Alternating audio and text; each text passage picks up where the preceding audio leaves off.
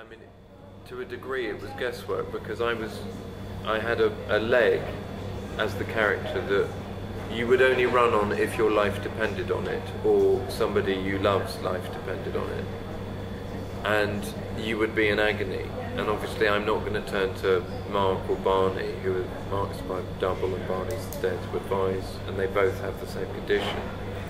I'm not going to turn to them and say, can you run down the street so I can watch you in agony? And obviously it's not agony for me because I don't have that condition. So that was a bit of guesswork, you know. And yeah.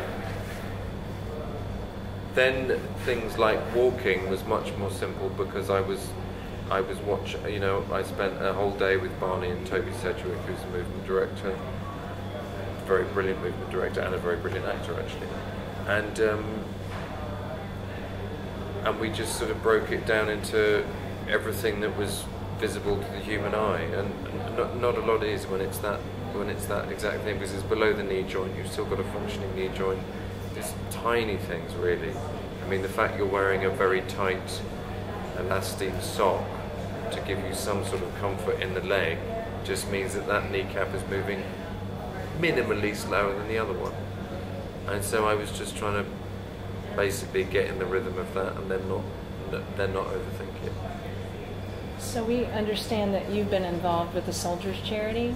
Yeah. So have you learned anything in particular about veteran struggles through your involvement with that, as well as playing Strike?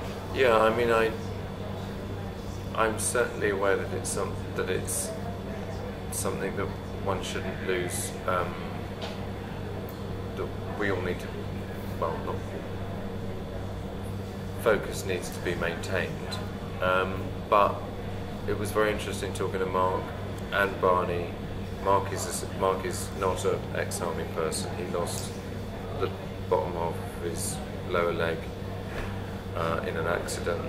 Barney lost it in the army on, you know, service, and went into a hospital where he was surrounded by other soldiers and thrived in that atmosphere, which was what he described as being actually quite competitive, like who was doing better. And I thought that the sort of camaraderie of that was quite fascinating, and I'm sure one could learn a lot from that in terms of how other people are dealing with. Because I think Mark felt much more isolated, just being in a hospital with other people who maybe had the same condition but didn't have the same sort of life.